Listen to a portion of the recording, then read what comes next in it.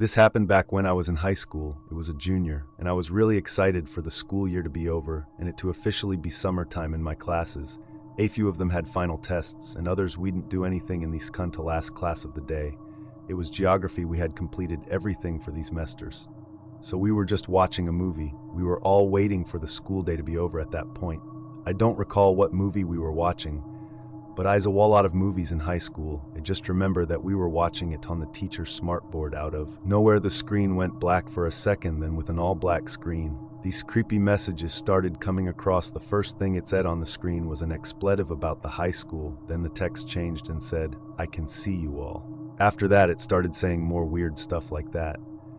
I don't recall everything. It was kind of like a slideshow on the screen where it was all black except for the words, which were in some generic font. It was honestly kind of creepy and unsettling. Everybody thought that it was really strange at first. I figured that it was a prank. It made sense for some kids, probably seniors on the last day of school, to hack into one of the computers. And it was still really weird though. When all the students, including myself, saw it, a few something, the teachers saw it too. And after like 30 seconds or so, she tried doing stuff on her computers.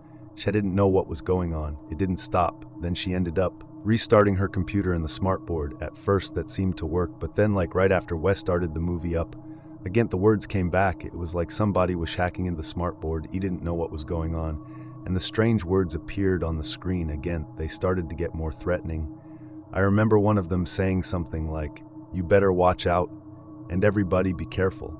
As it kept going, the teacher ended up unplugging the computer and the smartboard from the walls. She then said that she was going to see what was going on, and we could talk amongst ourselves, but behave. Then she left the classroom we were all talking about it, wondering who had done it. The messages had been very cryptic, and to me, I still thought that it was probably a prank by some students.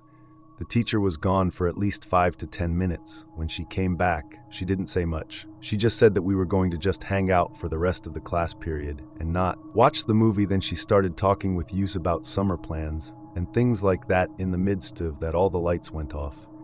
This was really strange. I didn't know what was going on, if somebody was messing with us, or what. The power had basically gone out in the classroom, and the teacher then got up and said she would be right back again. She left the classroom only to return like a minute later. She said that all the power in the school had gone out. There wasn't a storm going on or anything, so I didn't know why. Then she also said that the school was now in a lockdown. He went from thinking it was a funny prank to actually feeling worried. The mood in the classroom went down considerably. Wall sat there in the dark and waited.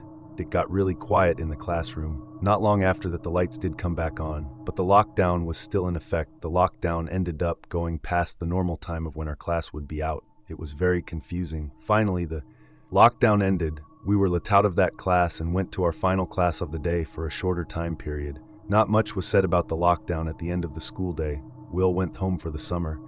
I tried to find out what on earth had happened. The only thing that I found out was that it was not a prank by some students. It had happened from somebody who did not attend the school. That's really the only thing that I ever knew about it. It continued to go to the school, and I graduated from the where nothing else was ever really said about it. To meth, that experience still seems really creepy. It was just unsettling to see those texts over the screen. I still want to know who was behind it. This happened back on the last day of school one year. It was in high school, and it was the final day of sophomore year. It had been a fun school year, and the last day of school is always fun. Everybody's in a good mood. And I remember that I was talking to all my friends when the school day did not ride the bush home, but instead decided to walk back that way. I could stay at school longer and talk to my friends some more. I was talking with Sydney, who was my best friend, as well as a couple of other girls. Then probably 20 minutes after school had ended, I started to walk back home. I had walked home occasionally throughout the school year. It was only about a 15-minute walk to get back because I lived pretty close by the city that the school was in was pretty average, but the way back home was on a few sidewalks and through a park. In that area was a lot of trees. Not necessarily a woods, but a good number of trees and other plants. So when I was walking back, there was really nobody else walking besides me. Started to notice footsteps behind me, about halfway back home. Thought this was just before entering the park. He didn't really know who it was after getting into the park. I looked behind me, but the path was curved, so I couldn't see the person at all because they were out of view and too far back. I continued walking and wasn't really worried or anything when I got to a straightaway. I continued hearing the person after making it to the end of the park. Right when I got back to the sidewalk, I decided to look behind me again. When I did, is suddenly heard and just barely saw somebody run off the trail and behind a few trees and bushes. This struck me as very suspicious because if they were just a regular person walking, then why would they dart off like that, like they were trying to hide from? I stopped and watched for a few seconds, but they did not come back into my view, and continued walking, except now I was concerned they were probably almost 100 and I had seen them for like a split second. I couldn't tell who it was, but it definitely looked like a man. Was wondering if it was a guy that maybe I knew from school and he was joking around or something. That just seemed unlikely though. As I kept walking, I looked back a few more times. It was pretty close to my street now, but I didn't see whoever had been following me. It's like they stopped where they were when they had gone off the path at the end of the park. I thought that maybe me discovering them scared them off, and they were not going to follow me anymore. That is, if they were in fact following me in the first place. I walked back pretty fast and decided to just try to make it home and not look behind me anymore. I was just going to scare myself. If I did so, I walked the rest of the way back home and didn't notice hearing any footsteps behind me. When I arrived back, I went inside and washed home by myself. My parents were still at work, which was typical for a school day. They were due back home at about 5:30 or 6. So I'd be home alone for a few hours after making it back inside. I felt a great relief that I was no longer outside walking. I had never felt scared or in danger all the other times. That I had walked home from school, not until this day. I looked out of the front window of the house, just curious as to who had been following me, was kind of making sure that the person had gone. But then I saw someone. There was a man walking down the street who came into my view. He was on the sidewalk, and I didn't recognize him as a neighbor or anything, but I did recognize him as the guy who darted off the path when I had spotted him. I hadn't seen the guy's face before, but I had seen the basic colors of the clothes that he was wearing, and this was the same. The man looked to be fairly young, but certainly no high school kid. As she walked down the street, he didn't seem to do anything too suspicious. He ended up going past our house and down the street. I felt much better at that point. Whether he had been intentionally following me or not, it seemed as though he didn't know which house was mine. I went away from the window and then unpacked my school stuff for the year. Then about an hour later, as I was hanging out inside, I heard a knock on our front door. He was not near the door, but I had a bad feeling about it. He walked into the other room and sort of had a view as of the same guy standing there. Instantly, I was freaked out. I went back to the other room and called my mom in a panic. She told me to call the police. I felt in danger. He went back over to the edge of the room to see the guy. He knocked again, stood around, and appeared to be looking around as well. Then he finally walked away. I went over to the window and watched him walking off down the street. I'd not call the police. Now that he was gone, my parents got home within the next hour, and the man did not return after that. I never saw him again to this day. I wonder if he had stalked me home and what would have happened had I answered the door. Perhaps there was some kind of a logical explanation. I'm really glad that I didn't answer. Thought this happened on the last day of college classes. One year he went to a large university in a pretty typical college town, had a group of friends, and lived with two other roommates, Sarah and Courtney, in an apartment. We had a lot of other friends in our friend group as well. So after we had all finished our finals on the last day of school, everybody was going out. I'm not really a huge drinker, so I never really have more than a couple of drinks on any occasion, but I still would go out with friends and have a good time. When everybody was done with classes, we went to a friend's house to hang out. This went into the night, and then we started going to bars. We went to one, and many other college students were there. It was fun. But as the night got later, things got crazier. Returned into a pretty classic college night out. The bars were crowded. Almost everybody got drunk, and we ended up going to several different bars. People would hang out a ton, then walk to another nearby one. It was hard to keep track of where everybody was. Some of my friends were still at the previous bar. Most were at the current one that I was at, and some went to another. Once it got past midnight, a few people started to go home. He was hanging out and talking to some people at one of the bars where I think most of my friends were. I know that Sarah was there, but Courtney had gone to another one. I heard that some people were at a different barn, and I liked that one better, so I decided to walk there. It wasn't that far away, and as I was going there, I got a phone call. I looked and saw that it was far. Courtney, I had not seen her in a while, and I wondered what she was doing, so I answered the phone. When I did, she said, "Help." She sounded very upset. Then she asked if I could come and get her. He asked what was wrong, and then she hung up the phone. Now I knew that Courtney had been a little bit drunk, so I was concerned for her, and it tried to call her back because I didn't know where she was when I called her. Though she did not answer, then she sent me text, which was her location to put in my GPS, and it was about a 10-minute walk from where I was, so I decided to go there. I didn't recognize the place. It was not a bar. It appeared to be a house. I walked there by myself, which definitely was a bad idea. but I wasn't with anybody at the time, so when I got there, it was a dark and quiet street, but it looked like a pretty typical college neighborhood. A lot of smaller, older houses, all pretty close to one another as to where her location was, and it was inside of the house. I didn't know who lived there. I didn't know why Courtney would be there. Now I was feeling pretty nervous. He walked up to the front door, and in doing so, he noted that all the lights in the house appeared off. Could this have been a mistake at Ride calling her again? But was sent directly to voicemail. Immediately when I got to the door, I saw that it was already open. Looked inside the front door and pushed it open a little. It creaked, but I heard nothing inside. There were no noises of anybody talking or anything. It was almost like the house looked abandoned. I stood there in the doorway looking and listening for a good minute or so. I just felt like it was a bad idea to walk inside. But Courtney was supposedly in the room and I needed to help her. Then I suddenly heard footsteps. I saw a male figure walking through the darkness inside. He was very quickly walking straight for me. I just turned around and sprinted away from the ran off out of the yard and into the street. And then across the street I heard the guy going out of the doorway and starting to run after me. I cut through the neighbor's property across the street, and I even hopped the fence. Then I went to the next street over and ran it for a while. By that point, I felt like I had lost the guy. It didn't are him. And when I looked around, I didn't see him. Either I was Ted no time, and I dialed 911. I told them of what happened, and I thought that my friend needed help, so I waited there, and about 10 minutes later, a police car arrived. He went to the house and then knocked on the door. A while later, Courtney came to the door crying. I was glad to see her again.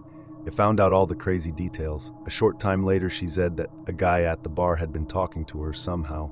He convinced her to give her a ride to another barb, but didn't go to another bar. Instead, he drove to the house. Then another guy was there, and they forced her to go inside. They would not let her leave and forced her to call me and tell me to gather. To the guys then sent the location text to me and took her phone away from her. She was shelled in one of the rooms against their will, and thankfully not armed, but was threatened. I guess they had seen me with her and wanted us both. The plan was after I got there, I guess, was to make me go inside and kidnap us. It came awfully close to happening, but I'm glad that it didn't. After I got away, both guys left the house. However, they did not return them. Ended up being located and caught. A while later, the house was not theirs, but belonged to a friend who had just moved out. It was such a crazy experience. I'm very happy that Courtney is okay and that I did not go into that house I went to university. That was about an hour away from home. I lived in the dorms for my freshman year and my sophomore year as well.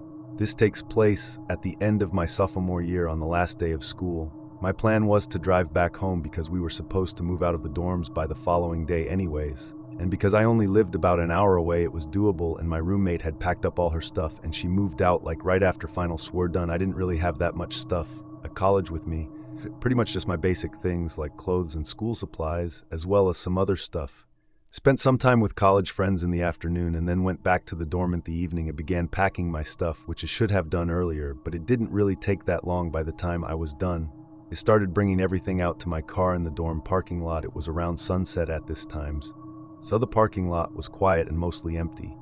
Now as I was carrying boxes and other things into my car, I was on like my third or fourth trip to the car, was struggling with some large boxes, and this random guy came up to me seemingly out of nowhere. He looked much older than most college students and asked to help me with the boxes. She took one, and I said thanks, and he put it in my car. The man then asked me where I was going. He said that I was moving out of the dorms and going home. He told me that he also went to the college. I believed him, because even though he was older, people of any age can got to college. He stood around as I put the boxes in my car, but didn't say anything else.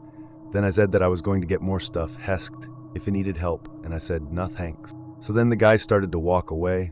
I went back up, got more stuff, and then came back out. When I got to my car again, I saw the man. He was standing far away at the other end of the parking lot, almost out of sight. He was standing sort of next to a car.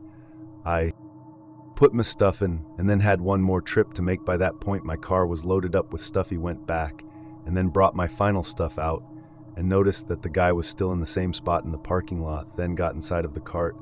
He was by over there before leaving. I went back into my dorm room to clean it. We were supposed to leave the room clean, and I didn't want to get in trouble. That didn't take me too long though, maybe 10 or 50 minutes.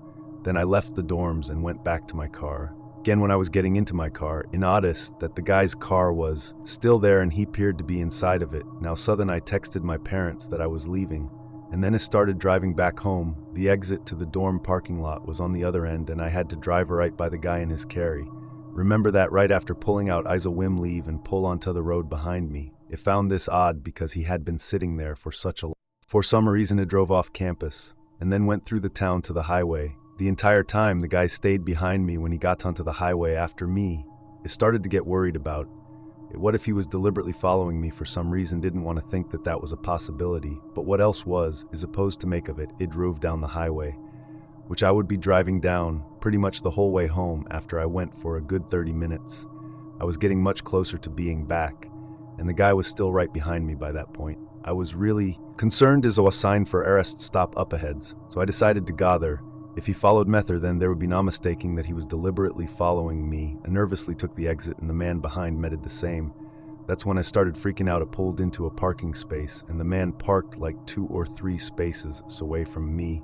It didn't get out of my car, but it took out my phone and called my dad. It told him what was happening while the man stayed in his car and did not get out. As I did the same, my dad and swore, and when I told him what was happening, he told me to look up directions to the nearest police station and drive straight there. So I did just that and then left the rest stop. As soon as I did, the man left as well. He followed me all the way to the police station, but had not going to the parking lot. When I did, he drove away instead. He parked in the police station lot for a while as a walk open. It told him what happened. He was nice and offered to follow me back to the highway, which was only like a mile away from the race. So I drove back and didn't see the guy. I got back on the highway and then made it home safely and never saw that guy again. I'm pretty sure that he didn't even attend my college. This happened on the last day of school, my junior year of high school. It's something that I remember from time to time and is just really weird.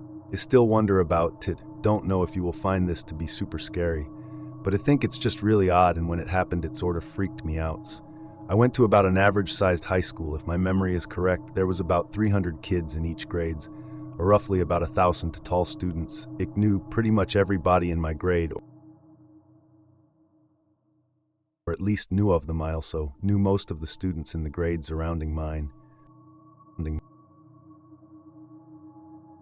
Like any other, I drove my car to and from school every day. It was an old car, which was also my first car. Couldn't afford the parking pass for the student parking lots. I would park my car down in this free parking lot that the school had. It was farther away and by the baseball field and surrounded by woods on 2 sides. When I got inside of the school, my habit was to go to my first hour class, drink coffee and goon. My phone, I was always tired after waking up for a while, and I was never one to be out in the hallway stalking naturally. My first hour class was a history class, and even though the classroom would be open, the teacher was never there until right before it started. He would typically talk with other teachers in the lounge and then would come in the classroom like 2 or 3 minutes before it started. He was also typically the first person to arrive at the class. So I got there this morning and noticed this girl sitting at a ton of the desks in the back. I didn't know who she was. She was the only person in the classroom other than, and I had never seen her before. She had dark brown hair and was somewhat tall and appeared to be around my age, maybe even older. She was just sitting there, but she wasn't in my class. I knew that for a fact. I thought that she might be a senior or something. She didn't say anything or even look at me when I entered the room. I sat down at my desk, which was a couple of rows in front of her. I did my normal routine of drinking coffee and going on my phone. It was deads. I leant in the room and it got kind of awkward. She wasn't taking a test or anything like that. She wasn't doing anything at all. It seemed, of course, I couldn't see her from where I was sitting, but when I had arrived in the room, it didn't look like she was doing anything. I decided to say something to be friendly and break the silences. So I said, "Last day of school, finally." She said nothing at all. After a few seconds, I turned around to look at her. I was going to ask her who she was, but before I could, when I turned around, she got up and walked right out of the classroom rather quickly. I remember that she had a really serious look on her face, and that stopped me from saying anything. It was strange, but I just brushed it off. Soon after, some of the other students started. Toriv, then the teacher got there, and then everyone else, and class started after that. The school day went to, and it was a typical last day of school with final tests and in other classes just doing fun stuff. When the school day was over, I talked with some friends and then left and walked down my car. Had stayed a little bit later than usual with it being the last day, so when I got all the way down to the parking lot where I parked, it was almost empty. I arrived to my vehicle and then got inside. Before I could back out though, I noticed somebody walking in the parking lot who was walking behind my car. No, they were in the way of me leaving, so I wait for them to walk past, but they stopped right behind my car and just started standing there. I realized that it was the same girl who I'd seen in my classroom, and she was just standing there behind my car not moving. It couldn't back out. So I sat there waiting for her to pass. He wondered why she wasn't going anywhere. She didn't appear to be doing anything. She wasn't on her phone or talking with anyone or anything. After like a good solid minute, I opened my door and got out of my car. Was going to ask her. The deal was as soon as I did, though, she started to move. She walked away from my car and then went to the right. As she did, I asked what was going on. She didn't answer me or so much as look at me. She walked through a few empty parking spaces and then into the grass. Then she just started walking right into the woods, and there was no path there, as though she was just walking into the dense woods in the middle of all the trees and stuff. It was so weird. I watched her keep walking through the woods until she was out of sight. Then I just shook my head and went home. I never saw the girl again after. Or that day, I don't think she even went to my schools. So how was she and what was she doing there, and why did she act so weird? To still wonder those things to this day.